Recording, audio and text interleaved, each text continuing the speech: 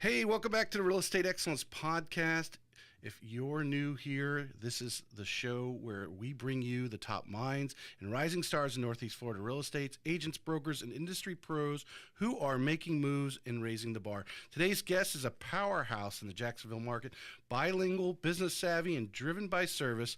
Before stepping into real estate, she built her foundation in corporate recruiting with Deutsche Bank, supporting teams across California, New York, and right here in Jacksonville. She's also no stranger to entrepreneurship, owning and running her own bar before driving full-time into real estate.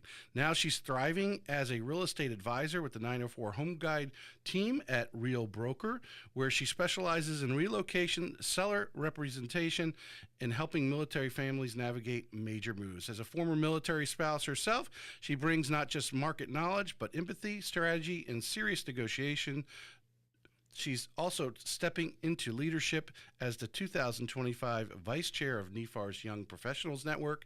Known for her grit, creativity, people-first mindset, she's helping clients write the next chapter of their lives, whether they're buying their dream home or cashing out at top dollar. Joining me today is Karen Saez. Hi. How you doing? Did I pronounce your last name correctly? Saez. Saez. It's okay. Close enough. Yeah. Who was it the other day? I had... it was Caitlin with Market Makers, and she told me how to pronounce her last name before, and then when I don't know, I had a brain. When it came down to it, I had a brain fart when it came to okay. showtime there. But Karen, I appreciate you coming on. Obviously, I've been watching what you've been doing. Follow you on social media.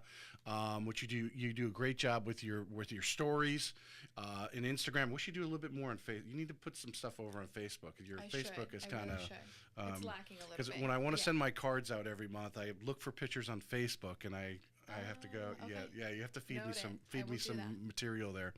But really appreciate what you're doing, and I'm excited. You just had a great month, so let's start off with that. Tell us what you had some sales, and actually one sale got bumped out a little bit. Two got bumped out. Two got bumped out, so you would have even had a bigger month. Yeah. So what kind of started that? Did that start about 60, 90 days ago? What built up to having such a big October? I would say started about, so last month was what, October? We just finished Yep. October. So that started, one of them started since June. So I've been working with this client for a while, since June. They're downsizing. So they were initially looking at condos. We looked at about 11 condos and then quickly realized, hey, this isn't what we want. It's way too small. We're coming from like a 4,000 or 5,000 square foot home into a condo. It's not going to work. Yeah. So quickly learned that, and then we started looking at homes. Single family homes. We looked in E-Town. They said, no, this isn't a fit. Then they sent me a house in E-Town. They're like, yeah, we want to move you in E-Town. I'm like, it's E-Town. We said no. But they know what they wanted, and finally we made it happen. So yeah, that happened for a while. Since June, I've been working with those clients, and then the other one was super nice and easy. He knew exactly what he wanted. We found it, and within 30 days, we closed on it. Cool. And then what were some, we were talking earlier, as I saw some stats, and I don't know if Ricky Carruth or Jared James was talking about deals falling out. Some of these deals haven't fallen out. They've just gotten bumped for you. What are some of the reasons or challenges that you're having that I'm sure some of the agents listening are having as far as some of these getting bumped out a little bit, or you're having to extend the contract? So I can talk on 3 of them that I come to mind right away. Yeah. Actually, 4 of them. People selling their houses has been an issue. So it's easy for me, I'm great. Like, once you tell me what you want in a home, I'm able to find it relatively quickly. But it's the other side. Like, I have one client who's moving from Maryland. We've been under contract since July 19th. And we're now in November, and she still has not been able to sell her house. So that closing has been getting pushed out every single month, and now we're looking at hopefully closing in December. But still, I think that's a big hurdle that we're having to face here, is people selling their homes in order for them to buy a new one. Right. In some cases, as you know, you can do bridge loans, but in this particular case, she's buying new construction, and she's not able to do that. She's not able, because I think I might have a solution for, in case someone's listening right now and you're having a similar situation that Karen's having. The product we have, we call it Purchase Edge here. And what it does is we will put a contract on her home. Obviously, we're doing the loan that she's using to buy the next home, right? That's why we're in the game as a lender. We will put a purchase her home under contract and take it out of the debt ratio. Now, obviously, if she needs a bridge loan, if she's got enough equity, we've done that too, where we've given her even a bridge loan against her home she's selling, so that she can have at least a small down payment to get that deal to happen. But what it does, it gives you 4 more months to sell her current home. So That's she great. she can close if she was closing today, or what we would do 7 days before closing. So basically, next week we would put a contract on it today, take it out of the debt ratio, close next week on the home she's moving into. You still have 120 days from today, so basically 4 more months to sell that home.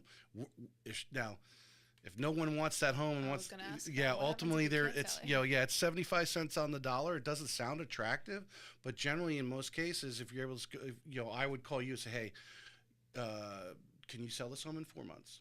Well, yeah, we probably could, and if we dropped it $10,000 or $15,000, it would probably go. She's just trying to get maximum. At some point, she's going to make that decision, Right. and if you are comfortable with it, obviously makes them feel that, hey, we could sell this in the next 120 days. I just need to move now. Right. The problem Yeah. is that I'm not her agent in the sale. She lives in Maryland. So I referred her to another agent because the one that she had clearly wasn't doing the job correctly. Yeah. Lack of communication and some other things. So she's now working with a new agent, and hopefully we can get under contract on her sale. Current home, yeah. Yeah, Yeah. on her current home. No, well, the one I just did last month, they were down in Wellington, so the agent I was working with here was not their agent there, and Tom, my partner, he just did one in Nashville, which he did do a bridge okay. loan.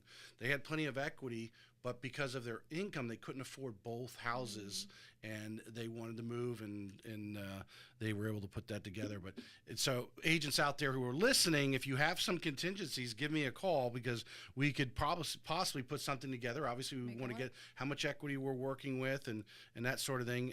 So you can get the sale. Luckily, Exactly. because a lot of clients are like, oh, just rent. Hopefully, this one, of course, obviously you've been able to hold on and hold the builder. Right. The builder's been holding in place. So Yeah. all We've right. had to switch houses multiple times, but yeah. Yeah. So, but these are you got another story? Is that Another one is the same thing, new construction, but it's an independent builder, and we're just having a big issue with him finishing the work. oh So we were supposed to close October 17th. They got pushed to the 31st to give him more time. Now we're November 13th, and we still are hopefully closing tomorrow. We'll you see. would think they would have motivation like, hey man, let's get this thing to closing so I get my cash and get paid, right? Yeah. He's been So- working on this house for over a year, and it's for a dear friend of mine from high school.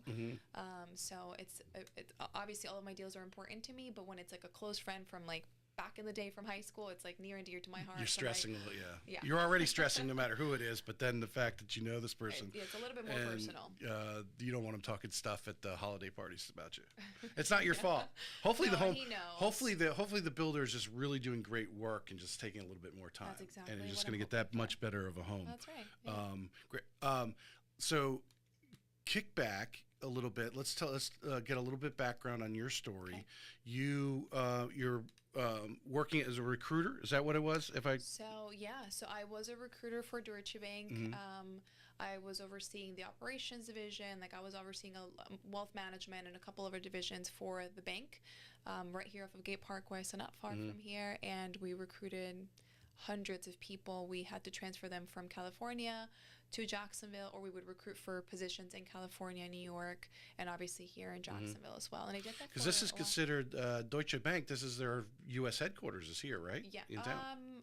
Is that Yeah. am I right? Well, they have a separate. No, I think the one that's in New York. In New York The is the headquarters headquarters. is New York, yeah. But they have a big office here in Huge. Jacksonville. So we had 2 campuses. I think now they closed one campus, and now they're on the big 3-story building off of Gate Parkway. Right. That's the one I worked at. What'd you think about that business? I mean, obviously there's a little bit of salesmanship, but how far did you take it as a recruiter? So I started working for a staffing agency. So I was a recruiter for like admin, for coach. So I would hire like their call center people, and I would do their interviews and their training, and that was really cool. And then Deutsche Bank found me on LinkedIn and recruited me to work for them as a recruitment partner.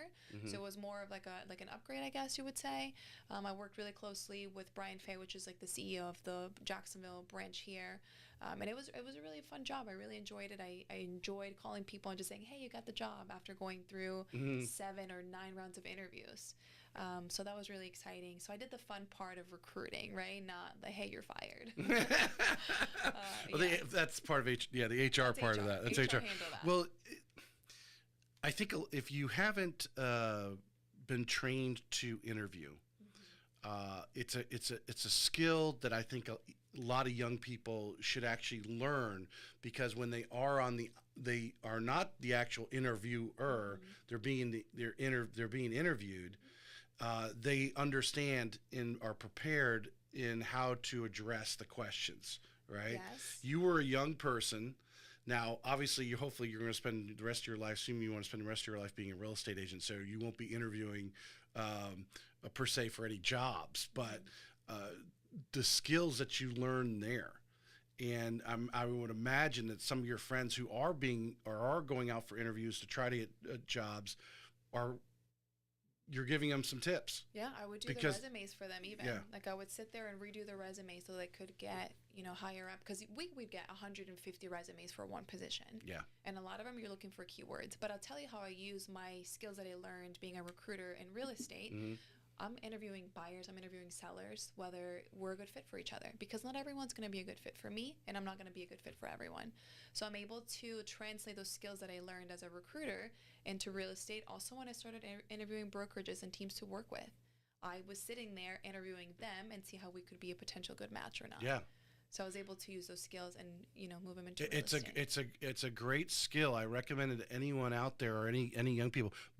Learn how to be an interviewer, because you'll be a better interviewee. Yeah. Right? Yeah. And you have to apply your listening skills, right? Like you're asking the question and you got to be quiet. Yeah. And just let them talk, because you're going to discover more things. Like a seller, you understand, why are you selling? Right? So you're asking them the questions, you're interviewing them, and then they're telling you all their pain points, and then it's your job to listen and to figure out how you can solve their problems. Yeah, 100%. So it works. So so a solid pre-real estate skill, no doubt. Sure. That was hugely valuable to you. I know you at a luncheon you told us briefly about your entrepreneurship into the bar. So tell us how you went from the recruiter to the bar owner. So funny story, my girlfriends and I went to Tulum, so 3 of us went to Tulum, and we were all from Jacksonville, and I was like, we don't have any kind of cool bars in Jacksonville. We're all in our mid-20s, and I was like, we should do something like this in Jacksonville. So my girlfriend's boyfriend at the time, he owned restaurants and whatnot, so I called him one day and I was like, hey, we should maybe find something together, and I'll help you run it. You just be the kind of like my guide and my mentor, and then I'll run it. So that's kind of how it happened. He called me one day and he said, hey, I know someone that's selling their bar. We're going to buy it as an existing business. This is how much money I need from you. Do you have it? And I was like, oh, yeah, I actually do. So we went partners in that, and I worked at Deutsche Bank Monday through Friday, 8 a.m. till 5 p.m. And then from 6 or 7 p.m. until 2 or 3 a.m. on the weekends, I would be working managing the bar. Wow. All on my own. So it was exhausting for a while. Yeah. And so that's kind of how I became a bar owner. Again, learned lots of cool little skills that I use now. How to run a team, how to hire. I didn't even know how to bartend at all. I never touched a drink in my life. I would drink, right? I would be a consumer, but never made them. Right. I put myself through a bartending course just so I could learn how to make the drinks, and I could train other bartenders or just understand and know that they were doing it correctly. So I did that for almost 3 years. And then I realized this isn't the kind of lifestyle that I want for myself. Yeah. Great money. I made my investment back in 4 months, which was amazing. Super profitable business, but it just wasn't what I wanted. It was, like I said, it was making great money, but it wasn't fulfilling me. I was sitting there serving alcohol and tobacco to people, and I just wasn't fulfilled. Right. My son was 6 at the time, and I was spending a lot of time away from him. Working weekends, so I would be with my mom every weekend, and I would be working at a bar at nights, just alcohol, drunk people, and I just decided this isn't what I want for myself anymore. I put the business for sale. It took many, many months, many tears. Finally sold it, and then I sold it in December, and I said, I'm just going to get my real estate license. I don't want to go back to corporate. I just kind of want to do my own thing, and I got my license. A little bit of backstory. Yeah, give us the backstory and what led you to real estate. Yeah. started to get you intrigued about So that? my dad, I grew up in New Jersey, and my dad was a part-time builder, I would say. He would find a piece of property and he would just build out. He had his GC license, and he would build houses. Not many, maybe 4 or 5 a year. So it would be around the whole construction process, how they would dig up the hole to put the concrete down for the basements, because it's like Jersey, right? Yeah. And I would be around for it all. The framing, the drywall, all of it. The painting, he would actually take me with him to select certain colors and certain things. So I grew up around real estate. Right. Never in my wildest dream did I think I'm going to be a realtor one day. Never. So I was always around real estate. I always liked it. I always had kind of like a little interest in real estate. He also owned apartment complexes. So I would help him go like door to door. This was many years ago. So we would go door to door knocking, asking for rent. My dad doesn't speak Spanish. Obviously I do. And so he would have some tenants that only spoke Spanish. And I was like 12, 13 years old, going around asking people for rent or like translating letters for him in Spanish. So that's kind of what got me like a little interested in real estate. And then once I sold the business, I said, hey, what can I do that's a business that I can just go all in on and something that I like? And I remember like in real estate, and I sold my own house. That was my first thing that I ever did for my own, was sell my own house. So I said, let me just go dive full force into real estate. And here we are. Yeah. Well, you got me intrigued now, because what you just said, I did not know. You're obviously, I assume your dad's American. I assume your Spanish comes from your mom. Yep. So she's Colombian. She's Colombian. Yeah. Okay. And I just find it, because I've had some like Jocelyn. Then there's been some others that, she didn't even know the language, even though she was born in New York, but she grew up in Puerto Rico, but she didn't know and just some great people that have come here and done some great things, So yeah. Actually, I wasn't born here either. Mm. I was born in Colombia, and I moved here when I was 8 years old to New Jersey. Okay. Well, same thing. Literally went to school, didn't speak any English, but I had like a private teacher that would come to the house, so I learned it pretty quickly in about maybe 6 months or so. Yeah. But it was rough. I walked around with a little translator, just typing in one little word and showing it to my friends at school, and it was an interesting story.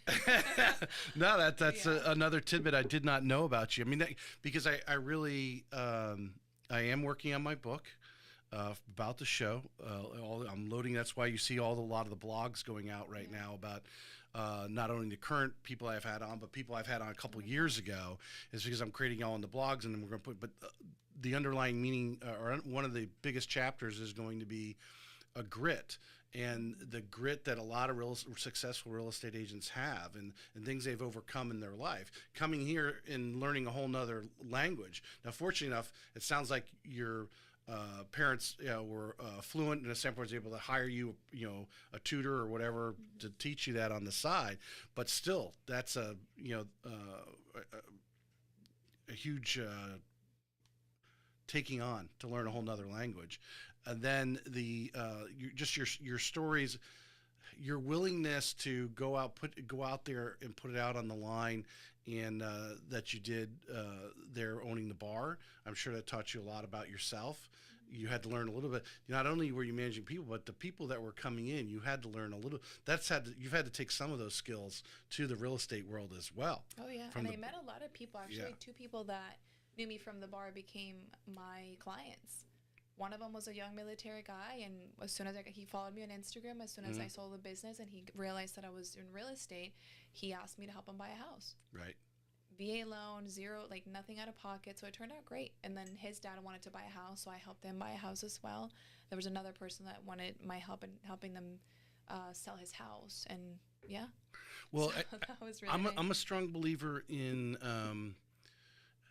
I think we don't test our young people enough anymore to take on challenges because we're afraid they might fail, when that's actually better for them to fail than to just try something and it's easy for them and they succeed and get all the accolades very easily. It generally doesn't last long. But when they're actually challenged out there, whatever it may be, it just makes them a better person. And I think you've taken on challenges, and I'm sure, like you said, you were in tears selling the bar. You've put yourself in situations and have come through. But now as a real estate agent, you're going out there to meet a new client, Every client's different. You don't know who you're going to be working with necessarily, but you have the confidence. I'm going to figure this out I'm going to make the leap and I'll figure it out on the way down. Exactly. Yeah. That's how everything is in life. You just have to go out, put yourself out there, try it out, and you have to give yourself no option but to succeed. Yeah. Like the bar was that. I don't know what I was getting myself into, and I said, I'm just going to do it. My mom was against it. My mom said, why are you doing that? You're wasting your time. You're wasting your money. And I said, nope, I'm going to do it. And I did it. 4 months later, I said, look, I already made my money back. Real estate's been the same way. Yeah. But real estate's a little bit harder because you don't make money right away. So now talking about real estate a little bit, when I first started, I sold a bar in December. I took like 3 weeks off, didn't work, went on vacation. It was great. And then started January and I hit the ground running with real estate. But I wasn't used to having a schedule, right? Or I didn't know what kind of schedule I should have to be successful in real estate. So the first 2 months, I didn't make any money. Zero. Yeah. Like no money. Because why? Because I was going to Pilates at 10. And then I was going to lunch with a friend thinking, oh, this is networking. This is going to get me somewhere. Those friends didn't buy from me until I started. You can't go out with the same friend all the time. Yeah. They get once every few months maybe. Yeah. So once I learned that and I was like, hey, like it's been 2 months into this and I'm not making any money. Like I got to figure something out. I started going to classes. I started watching stuff online, buying courses to teach myself a little bit more about real estate. And then I just became a little bit more structured. Because if not, I knew I wasn't going to be successful at it. Now, did you start off with the with Mike right away, or where'd you start off? I started at Coldwell Banker as a solo agent. The realtor that sold me my house here in Jacksonville was with Coldwell Banker. So as soon as he found out that I got my license, he invited me to a marketing class at Coldwell Banker. Right. They have, or I don't know if they still do or not, but when I was at Coldwell Banker, they had a great training program. They put you in this training program for like 2 weeks. And they teach you all the contracts. They teach you scripting. They have great marketing materials. So that's kind of why I was drawn to Coldwell Banker, but I was a solo agent. So getting my own leads was all up to me. I wasn't buying any leads. I had to like grind and get my own leads. All right, so let's dive into that a little bit because I think it's very important.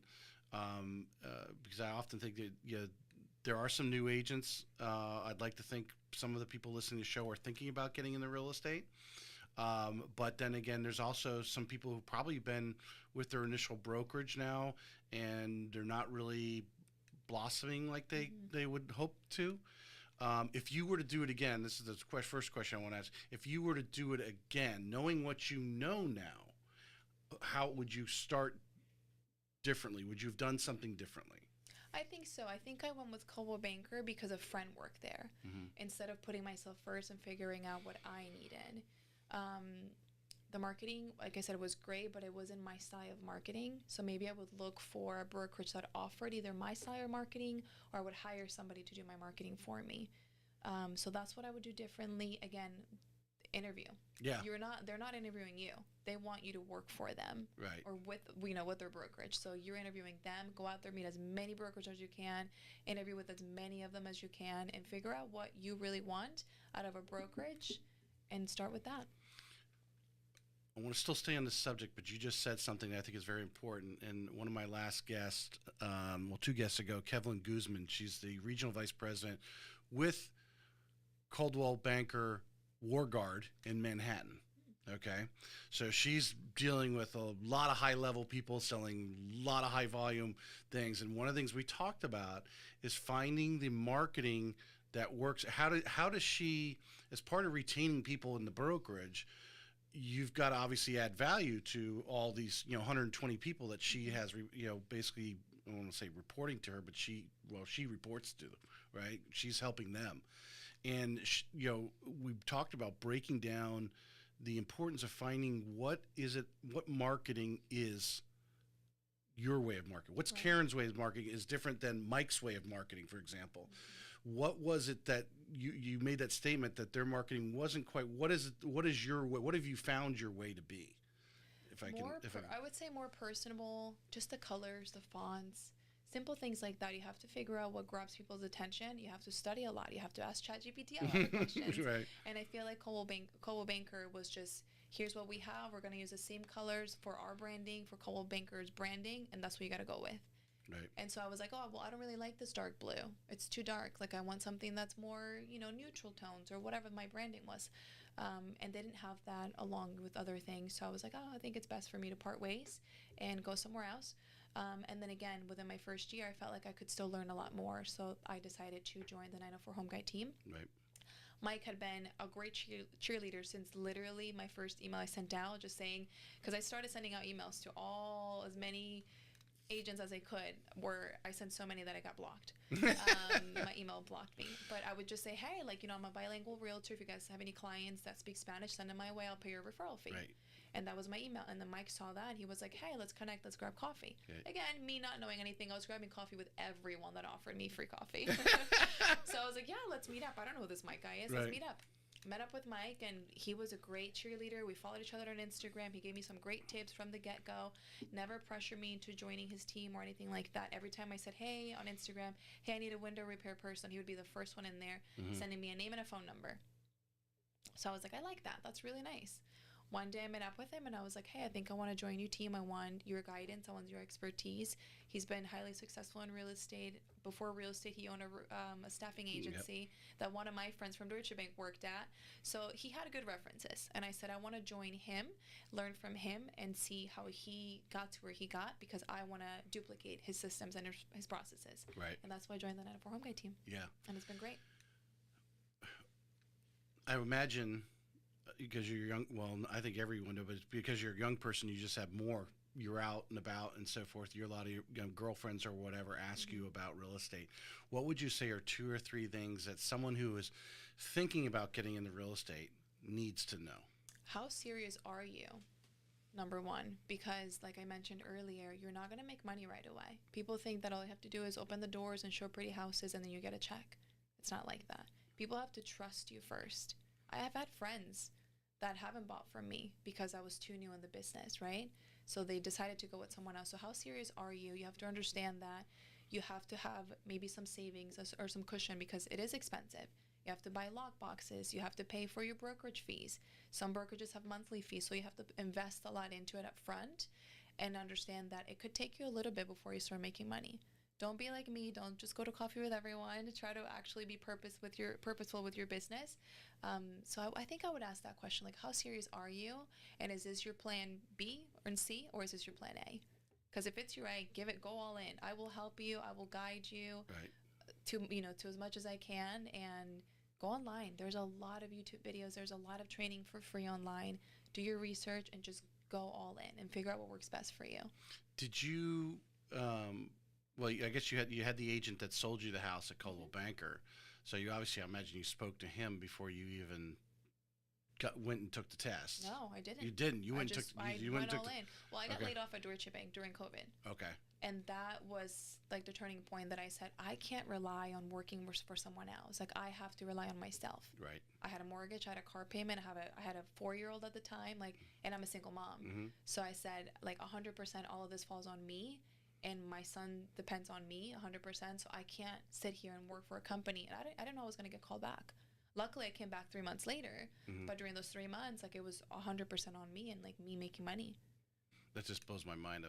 An institution as big as Deutsche Bank, because I imagine in Germany they would have kept them on the payroll. Maybe, but we weren't hiring. It was COVID time. We went on a hiring freeze. They cut our pay down to 10%. Yeah. And I always live below my means, so I said, you know what, 10% is fine. My mortgage is low, my car payment's low, I can survive with that pay cut. And then they called me one day, HR, and I remember exactly where I was sitting, the conversation I had. HR and my manager called me, and they said, I'm sorry, but we have to let you go. And as a single mom, that 100% your child and everything relies on you, that was really hard. Yeah. That's when I was like, I'm going to get my license. I didn't call anybody. I just said, I'm going to get my license. Yeah. No, that's commendable. I mean, about you, in your journey, and I really haven't heard a failure yet. Somewhere along there had to be some sort of thing that you did wrong. Oh, I can tell you. My first transaction was tell us. Okay, so it was a condo that looked like a townhouse.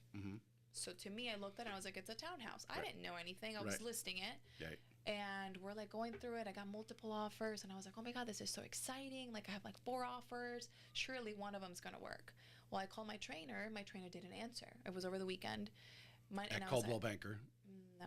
The trainer at Coldwell Banker. No, I was at another brokerage for like just this transaction. After this transaction Oh, failed, okay. I said I'm going to Coldwell Banker Okay. for the training. Okay. All right. So I'm not going to say any names, but that's all right. I started somewhere else. Anyway, I called my trainer. Trainer didn't answer. And she said, hey, Monday, hey, sorry, I left my phone at home. I'm like, it's like 2020, 2021, whatever. Like, how do you leave your phone at home yes. and don't come back for it the whole weekend? So anyway, I ended up listing this condo as a townhouse, obviously with title, like all the things, the legal back end paperwork. It all fell apart because they realized, hey, this isn't a townhouse, this is a condo. So it's a whole different process. And the whole thing fell apart. We were like 5 days from closing. Everything fell apart. I was actually in Tulum. That trip that I told you about, I went to Tulum. I was in Tulum expecting this while on the trip, and I ended up losing it all. The seller said, I don't want to work with you. You don't know what you're doing. You're a professional. How did you not know that it was a condo, not a townhouse? And I said, because it looks like a townhouse. And so so that was my first failure. And after that, I was like, maybe I'm not cut out for this. Maybe this isn't for me. Very next month, I got a buyer lead, closed on it. 30 days. I was like, wow, this wasn't as bad as I thought.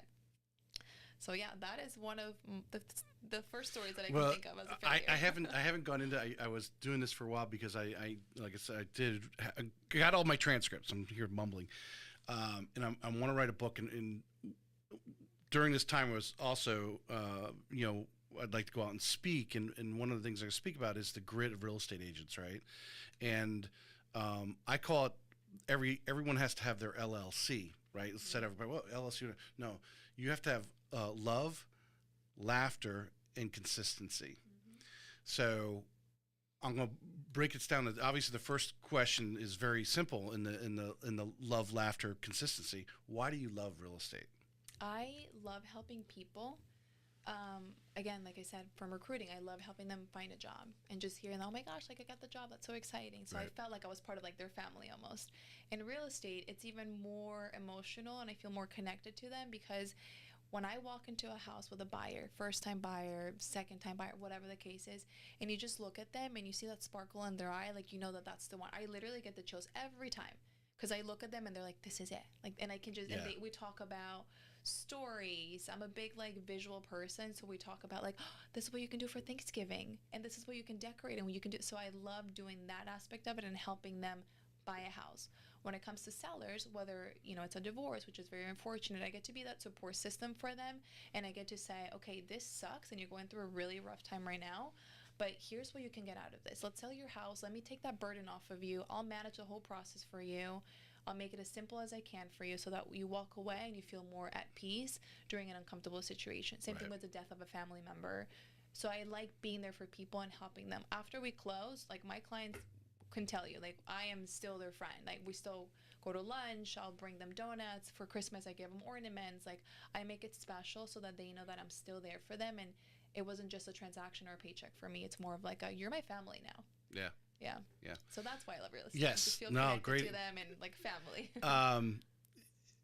If I had a statistical data sheet, that's one of the expressions that a lot of the best that I've interviewed answer is the post-closing relationship part, that they are still reaching out to you. Obviously, you take it upon yourself. Obviously you're dealing with a lot of different people, but you take a little bit of time to still stay in touch with them one way, shape, or form. Maybe it might be just social media, and we'll get to that part because I know you spend a lot of time on Instagram. The laughter part, so we got the love, the laughter part, and this may be the story you just told us, but I always feel in life when you're taking on your next challenge. You're taking maybe it's like I said, I know you want to get into luxury and you're going to, now that person with that $2, $3, $4, $5 million home now is calling you, so you're a little more nervous than that person selling the $300,000 because I know that's the area you want to get into because you told me, and it's not a big deal because we look back at those other mistakes we made in life and how we still are here, right?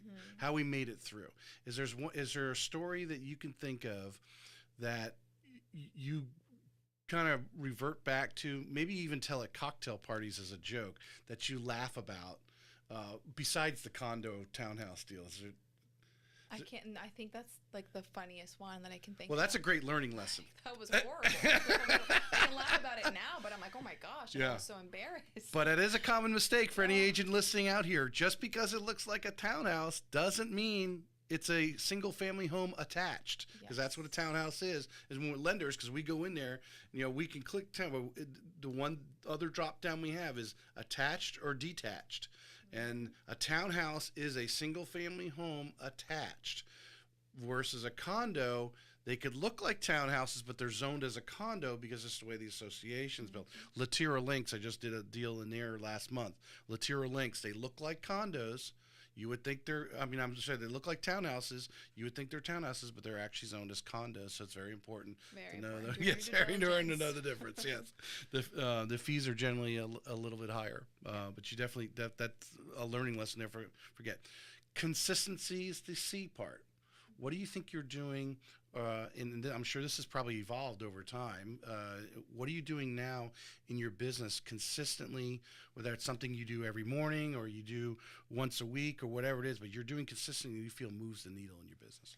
I think checking the hot sheet first thing in the morning, like I go to the gym, I come back home, I shower, change, and then I check the hot sheet, see what's new, see what's sold, see what's expired, so I can tell my clients, either buyers or sellers, I'm like, hey, this just happened in your neighborhood. Remember that house we looked at? The price just went down. So I'm able to talk to them and be that expert, which is why they're hiring you, right? Because they think you're the expert. And Zillow shouldn't tell them. Like, you should be the one telling that person, hey, the price just dropped $5,000 on this house that you've been interested in. Or, hey, this house expired. Let's see how we can maybe talk to the seller. Or a house just came available in the neighborhood you're looking in. Right, because that's very demanding here, too. So I think that's number one. Number two is just staying top of mind, like reaching out to them if they had surgery. I'm like, hey, how did your surgery go? And I put everything on my calendar. Someone has a graduation, I put it on my calendar. Or, which is cool about an iPhone, is you can schedule your text now. So what I do sometimes, as I'm thinking of it right then and there, I schedule out a text to go out on X date at X time. Hey, how was your graduation party? Or how was this and that? One of my clients just had he was competing for like a bodybuilding competition.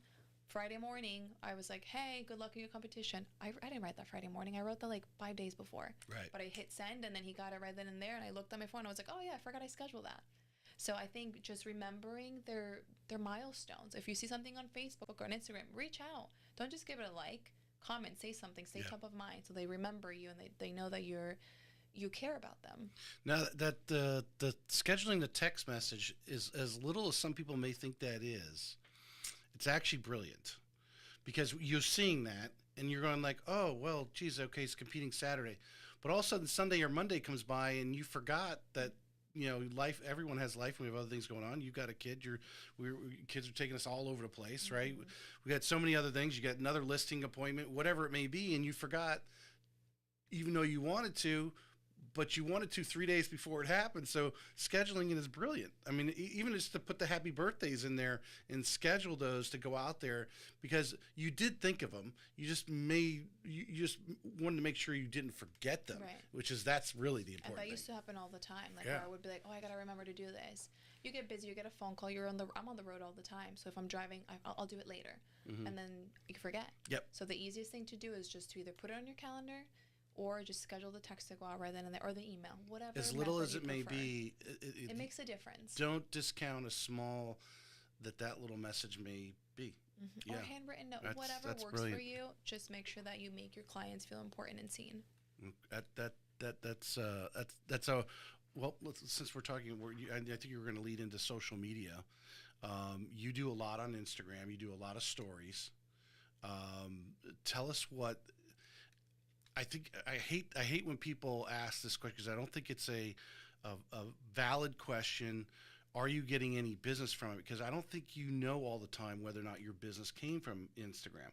You may have met the person in the bar, but because he was following you on Instagram, that when he had the transaction, which who knows how long time was the last time you saw that person, but because he's following you on Instagram and you're telling, you're giving, I know you give some advice, or what you do a lot of the stories of, hey, this is what I'm doing today type of stuff.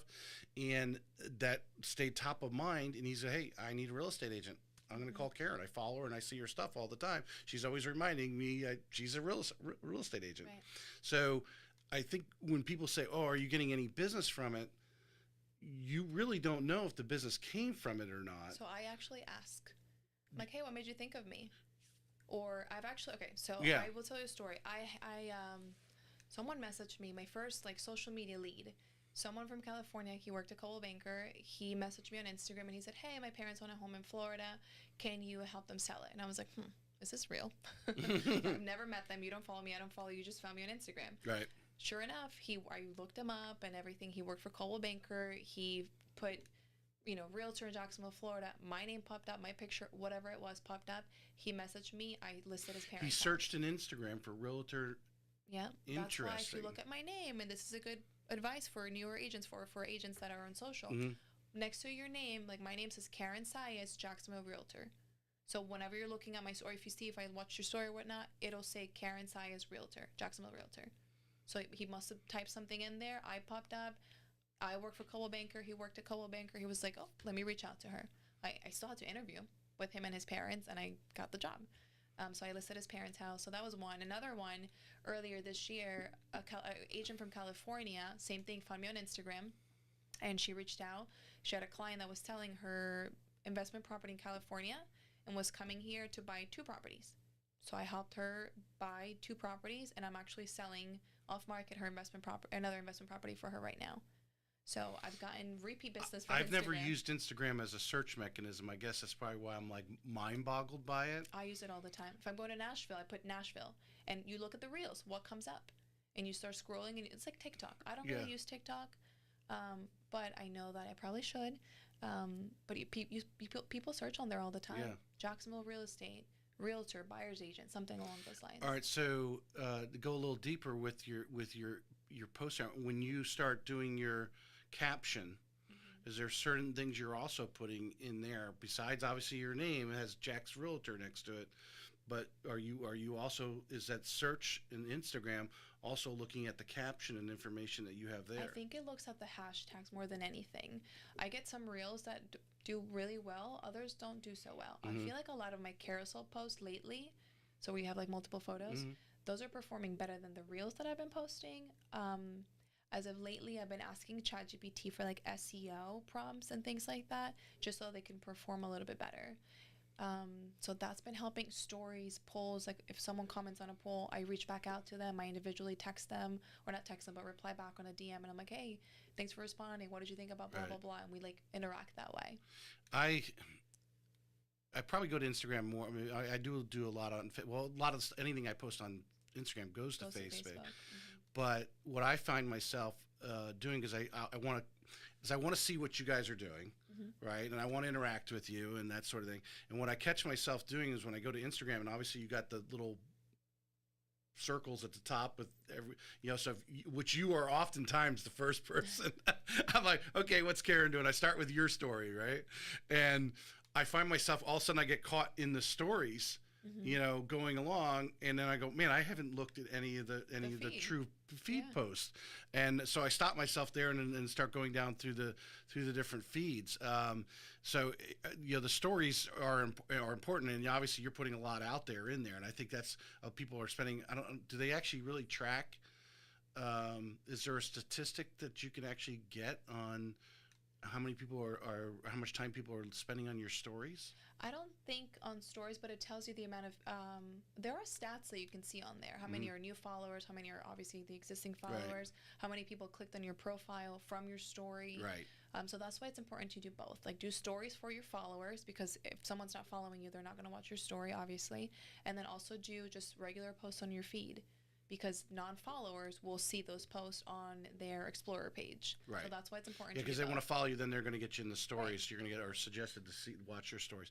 What do you think, in your experience, and I think any of the social media, you have to go through a fail forward type of thing. Like, what is it you're doing that you feel gets you the most attention? If I can ask it a better way, as far as Instagram. So I feel like I could be a lot better on Instagram if I'm being completely honest, and I want to get better at doing more on Instagram.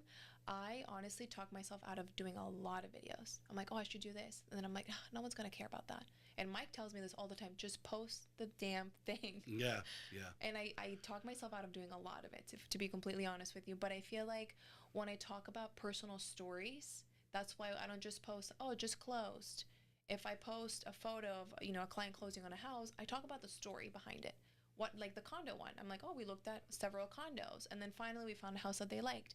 And I feel like those that people can relate to, and it's like a story type of telling, people really are attracted to those. They comment more, they engage a lot more with those, versus you're just sold, just listed. Nobody cares about that, right? Right. Like, yeah, maybe someone in that neighborhood might see that. Yeah, 100%. Because I was just thinking when you're talking about that, because I'm doing a lot of study on the podcast outreach, right?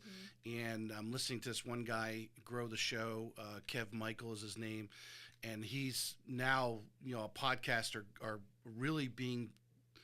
The audio podcasts have flatlined where the YouTube people are watching them more, and they're whether it's and actually on TV, phone second, obviously, but the different things in as I got some questions here, we talked about what's trending, and the one way he said he was getting trending questions, he didn't actually say not to do ChatGPT and ask him or go to Google and whatever the analytics they got is actually go straight to the source, in which you're a source of what questions have you had from your buyers or sellers recently. Because if they're asking you those questions, there's probably thousands of others that have the same similar questions, which we'll rapid fire through the ones I've got here, which is what ChatGPT is saying, what people are asking about real estate in Northeast Florida, right. as far as our conversation today. And when you think about that, geez, that's the third person this week that's asked me a similar question like that. I need to do a video on it. Right. That should be what should be thinking. Another so a little tip one, there. sorry, real quick. Another one that does really well is if you're talking about, like I did one post where I took the girls out and we did a girls' night. So we went to like 3 or 4 different places. We just got an appetizer and a drink from all of them. And I went around different spots here in Jacksonville. I posted that girls' night out. That's still till this day, and I did that like last year in December. Till this day, I'm still getting likes, shares. I've gotten a few followers from it, and I do it more so to get like obviously people to come to my page and follow me, and then see that I do real estate, and then hopefully do business together. 100%, yeah. But seeing those like things happening around Jacksonville, like those get a lot of engagement because maybe you didn't know about Cataluna, and I did, and I posted about it. Now you know about it. You know what I mean? Yeah. So just helping small businesses within Northeast Florida. And just telling people what's out there.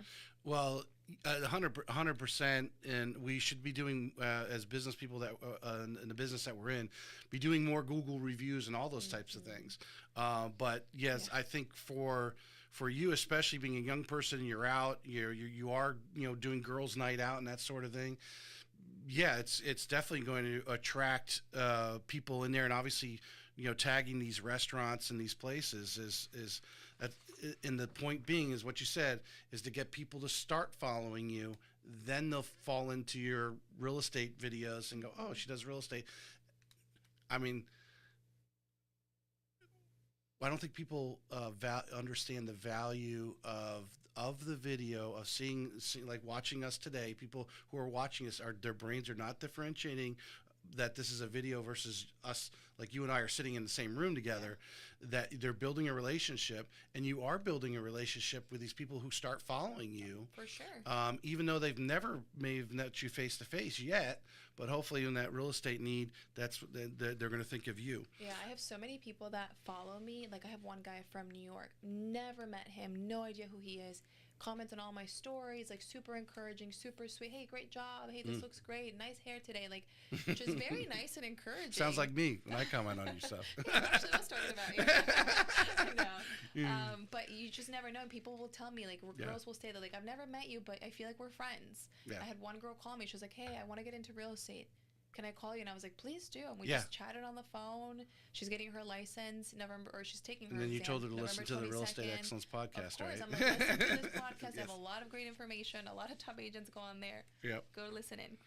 But yeah, I feel like videos really help people get to know you a little bit, even if they're in California or New York or whatever the place may be. Well, I don't discount, because you do it very well and you do a lot of it, of your just, hey, this is what I'm doing, or hey, I'm just leaving the gym. I think the authenticity is a word we haven't thrown out there yet, but it's behind the scenes that a lot of top agents talk about when they're dealing with social media. Be as authentic as possible, and I think that's part of your attractiveness too, is you're being authentic.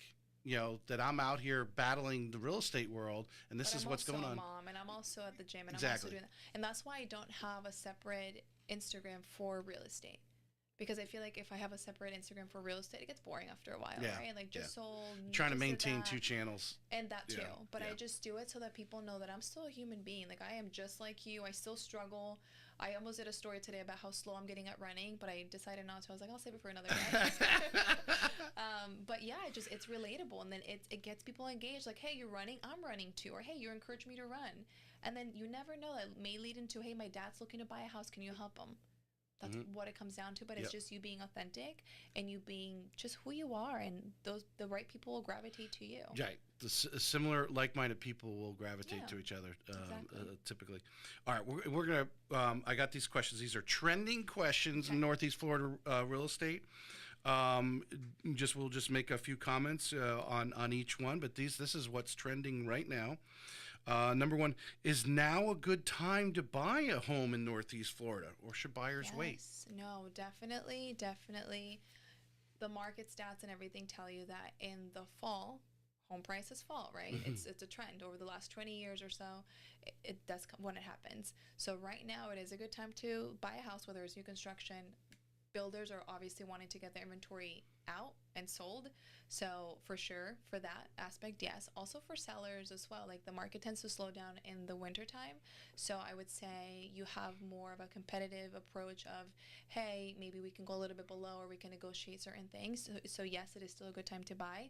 Interest rates have come down a little bit, and maybe you can chime in on this a little bit more than I can.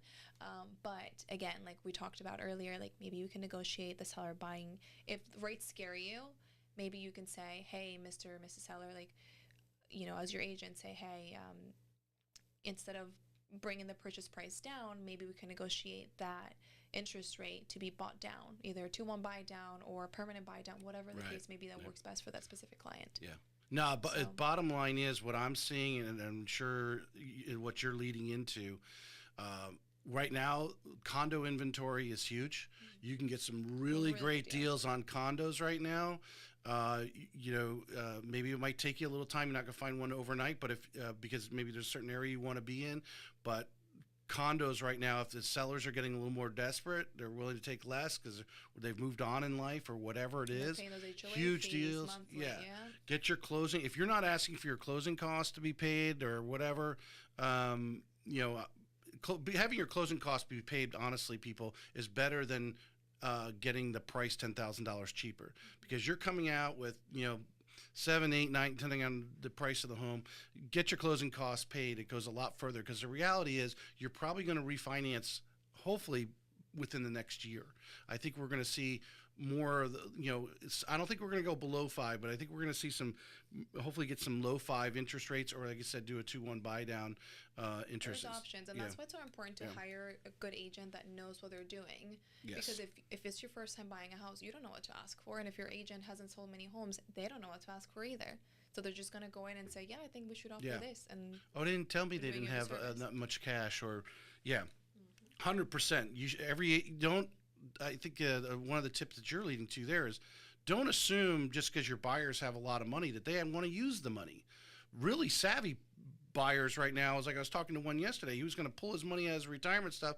I'm like, hold on a second, you're going to get a high 5% interest rate likely here by the time we close in December, but what's that stuff doing in the market right now? Why would you're already making a sizable down payment. Why would you pay cash for the house? Take a $250,000 loan, keep that $250,000 in the market. Also, cash is deducted on your taxes too if you finance a little bit of it. Yes, exactly. There's pros to financing. What's your outlook on home prices? And which we're kind of leading off this last question. What's your outlook on home prices in Jacksonville and St. Augustine heading into 26? Well, I know that we're below the median average for the U.S. as a whole. But like I mentioned earlier, I think that they're trending to come down even a little bit more. The last closing that I had last month, we negotiated the price down by $250,000. And I honestly went in confident, but I was like, I don't know, they're going to say yes to this. And sure enough, $250,000 off the purchase price. And we still got $34,000 in concessions for my buyer. People underestimate. There's a lot of people that bought their home in 2020, maybe 2019. They paid, let's just say, throw a number out there, $400,000, and now it's worth $600,000-$700,000 is what they could get it in the great. And you don't know what's happened in their life and why they moved, and they might be just willing to, hey. Yeah, the equity, because the growth. Yeah, the value of the home if I wanted to sell it, but you know what? I got to get out of here. I just want to cut loose, or maybe they're in a divorce and they're like, we just want to release this property, get rid of it as fast as possible. You never know until you ask. Exactly. You can't lowball everyone and like offend people, right? Right. That's not what I'm saying. But you just never know, like you said, their circumstances or what's leading them to sell that house. Yep. So don't be afraid to ask. 100%. How do you help relocating families, especially military, navigate buying a home from out of state? This is my favorite thing. So I was a military spouse. So I actually, we lived in Alaska and we bought a house sight unseen. You're learning so much about it. I know, I am, really. We bought a house sight unseen in like Crestview area, which is like near Panama City Beach and Pensacola area.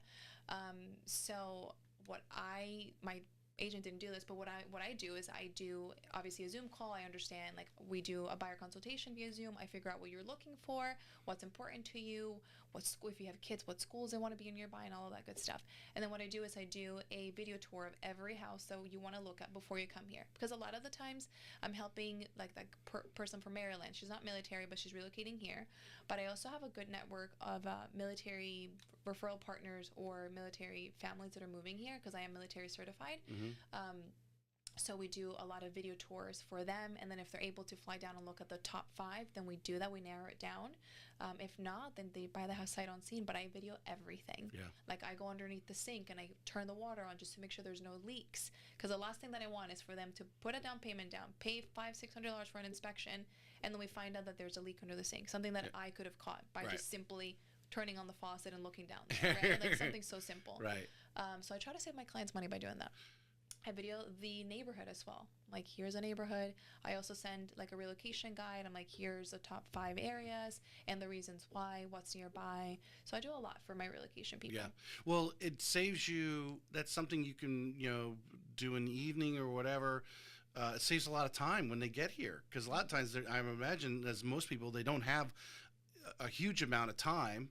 And if you're able to cut out a lot of stuff that might have just worn them down too. You start showing all these properties, and eventually they get worn down, and they might make a choice. They get overwhelmed. They confuse the information of 2 different properties, and it's like, let's just go with that one, and then all of a sudden they find out after they moved in, like, hold on a second, this is not really what we thought. We thought it would be. Yeah. So you eliminate a lot of trash, I guess, that's like double the work, I guess some people would say, because I'm going out there before, and then once they fly down, then we go look at it again, right? But I feel like it's taken that overwhelming process away from them, because all they have to do is open up their phone or their email, and it's right there, and the property address is on there, it's labeled for them, so it's easier for them to say, oh, this is that house, yes, I like this, no, I didn't like that about it, and that's it, versus them coming down here and looking at 20 properties and getting super overwhelmed. I want to make it easy for them. Yep. Moving alone is stressful. I know it could be something as simple of how far it's from school or how far it's from work, and right away eliminates it, and you're not wasting their time driving out there when they get here. You're eliminating those things, and let's just focus on these 5, because now, as a sales process, you've taken 20 homes, narrowed it down to 3 or 4 or 5, and we're going to go see those, and they're going to make a decision, right? And because that's what they really need help and doing. I don't want them to come down here and say, hey, we looked at 20 houses, we hate all of them. Then I just wasted their time, their money, and I wasted my time and money. Yeah.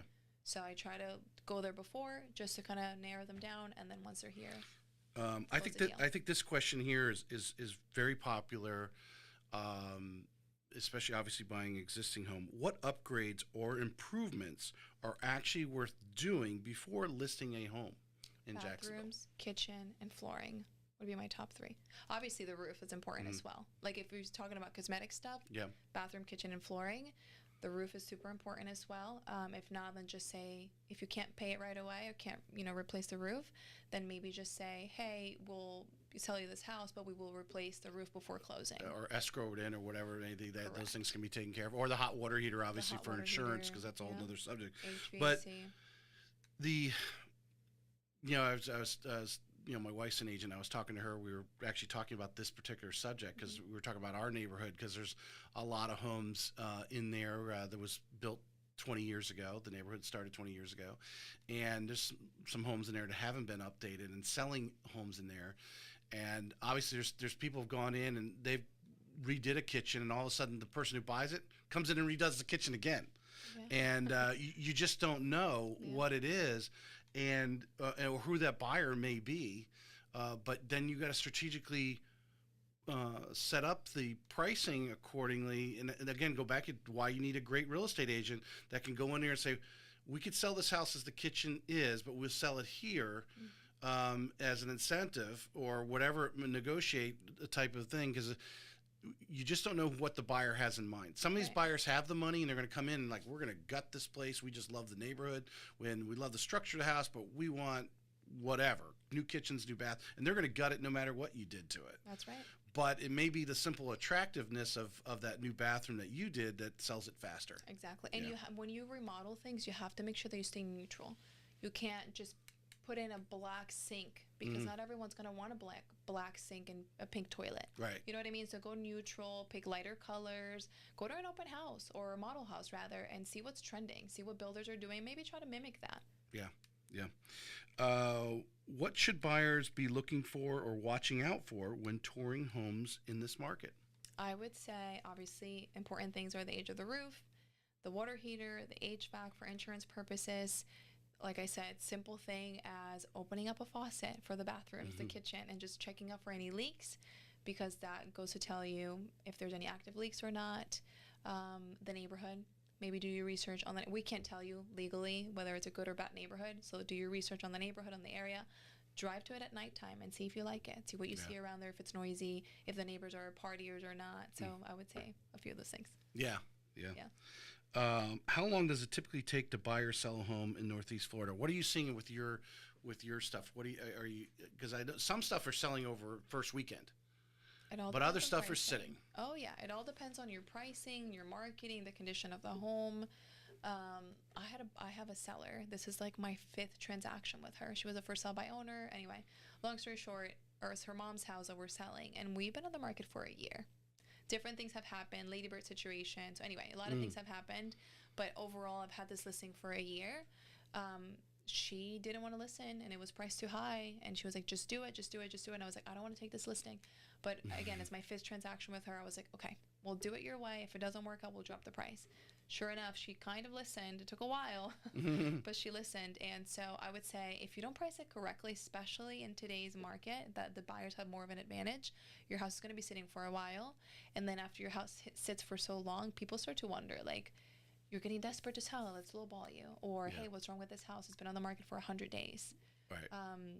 And then to buy a house, average 30, 45 days to buy a house. Yeah.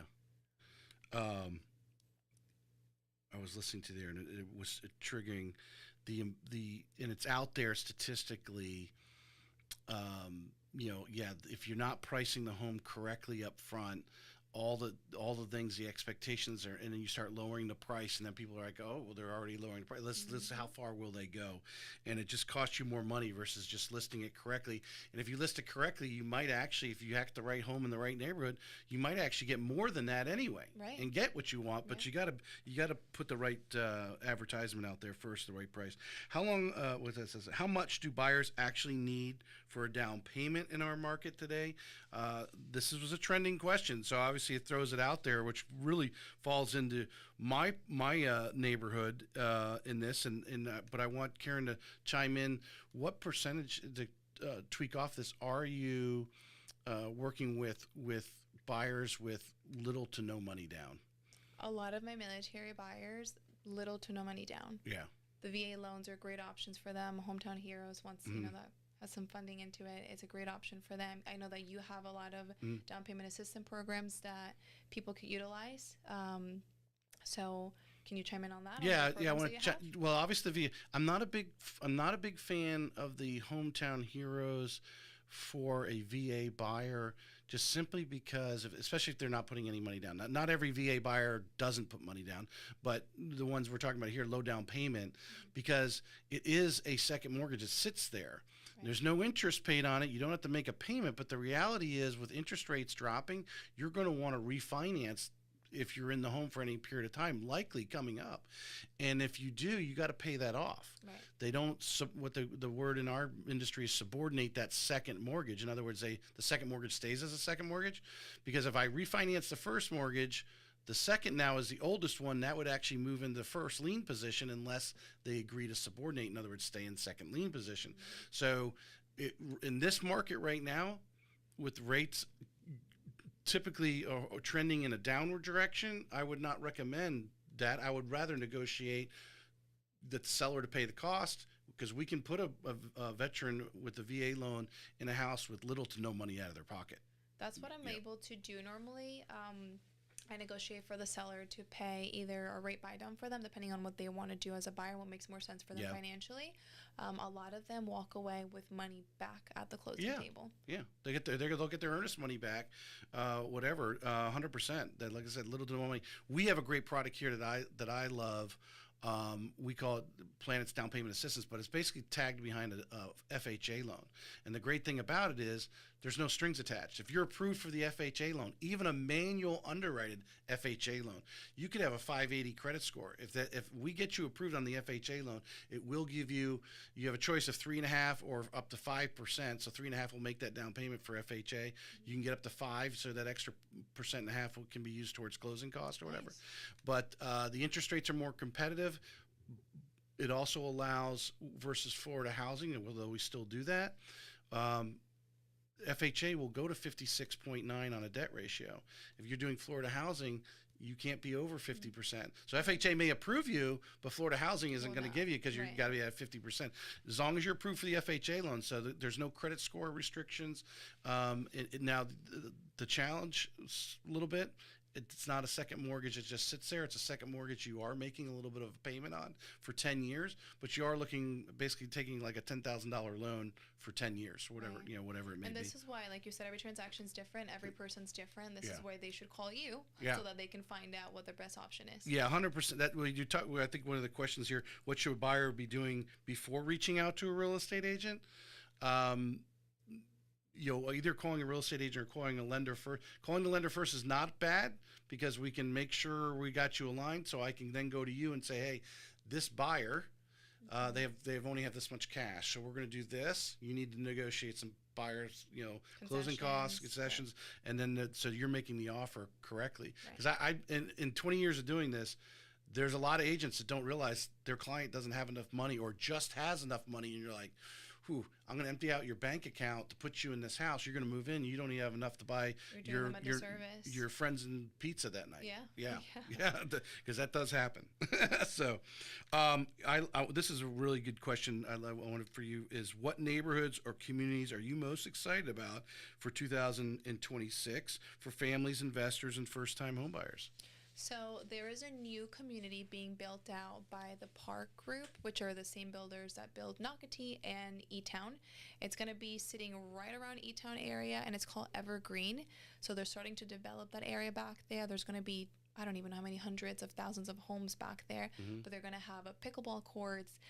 It's going to be close to the recharge center in E-Town. It's going to connect, but it's not part of E-Town itself. So I'm excited to see that. I'm excited. What kind of price point are we talking about there? I think in the 400s, 400 and up to like the million. Obviously, you know that they're building out that surf park in E-Town as well, so it's going to be close proximity to that, which will be really fun. I'm excited for them to finish out Seven Pines. I really like Seven Pines. I think it's a beautiful neighborhood. Silverleaf, as you know, it's continuing to grow, which is a really nice neighborhood, great school districts around the area. So those are some that I'm really excited about to see how they continue to develop. How do you, because we all have obviously those are your favorites, right? You love going, because there's a lot of positive things, obviously. I imagine you could talk about it. You're attracted to it. We just got done talking about social media and attracting people who are like-minded. So a lot of things that you like, they likely like, Right. type of thing. But as an agent, do you find yourself sometimes you have to go, hold on a second, I like that, but I can't. They may like it, but I can't be too forceful or salesy to push what I like, even though I think they would like it, right? You know what I'm saying? How do you tread that line? So Yeah. I am not salesy whatsoever, and that's where my interviewer skills come in place, where I just listen. I'm like, okay, tell me what's most important to you. And like yesterday, I met a buyer, and he was like, okay, well, I like community. We looked at a condo, and we looked at a single family home, same price. One had its own private pool. Obviously, the home had its own private pool. The condo had more of like a community pool. He wants community. So I'm not going to push for that single family home, even though I think it's a better option because it's more square footage for the same price and no HOA fees, right? Versus a condo. But I listen to what they want You and can what pay their for a needs. landscaper and stuff. Yeah, right? But so I listen to that. I'm like, okay, well, what's important to you? Well, I want to be able to walk to Publix. Okay, well, then I'm going to figure out what neighborhoods are around Tamaya, one of them, right? So you can kind of maybe leave Tamaya, a long walk, but you can get to Publix, or maybe what neighborhoods fit the criteria that you're looking for. If you like to go on walks, right? I'm not going to put you on Kernan because where are you going to walk around your neighborhood? Yeah, but that gets kind of boring, right? Yeah. So you have to really listen in to what your buyer's needs are, their wants and their needs, and try to match that. So yeah, I might love E-Town, but you don't. You hate the traffic, you hate this, you hate that. So I'm going to try to figure out what you're looking for and try to think outside the box, talk to other realtors, talk to other lenders, figure out, hey, I only know these neighborhoods, but what do you recommend? This is what they're looking for. And that's why we collaborate and we all come together as agents and we talk to each other and we figure out, hey, I have this buyer looking for this. And you're like, oh, I have a listing that has exactly that criteria that you're looking for. Do you know you just gave like about 5 to 10 different reels right there? No. I like to go for a walk. Where Yeah. would you buy in Northeast Florida? Yeah. Right? Yeah, I let me want to write it walk. down. I want to walk. I want to be able to walk to Publix. Yeah. Here are neighborhoods that you can walk to Publix from. Those are actually, I mean, when you think about it, people are, Looking for that. yeah, because obviously he asked you. I guarantee there's no, or obviously, although I'm not a big fan, this is a pet peeve of mine, is the golf carts. I know golf carts, Nocatee, they lather, Oh, yeah. but man, it is, people don't realize it's so dangerous, and I'm seeing so many things out there, not to be negative, but that neighborhood allows that, right? So if you want to drive a golf cart to Publix, here are a handful of neighborhoods in Northeast Florida you can do that That's in. a great Boom, idea. boom, boom. So Yeah. I And think you know what I learned? Zillow is now tied to ChatGPT. So a lot of people, what they're doing now is they're leaving Google and they're going to Gemini or ChatGPT and they're saying, I want a house, 4-bedroom, 3-bath, 3,000 square feet, close to Starbucks. yes, And it'll ChatGPT, which is now tied to Zillow, Yeah. will send you a list of homes that are close to that. yes. So it's so nice. Like, Yes. I love AI. Yeah, yeah. No, actually, that luncheon that you didn't go to back in March, I think it was something. You Way to had call something. me You had out. something. You had something. I'm I calling think you I out. I'm listing calling you out. appointment, yeah. But Lyman is actually creating that so that can go on directly on your site. Oh, that's right. That he actually, I mean, he's using AI natural language, so you can put that directly on your site. So you can say, hey, you can go search, and people in natural language. But he wants it built like you're saying. Someone says, I want to be within 20 minutes of work. Here's the addresses. I want to be, I want to be able to pass a Starbucks on the way there.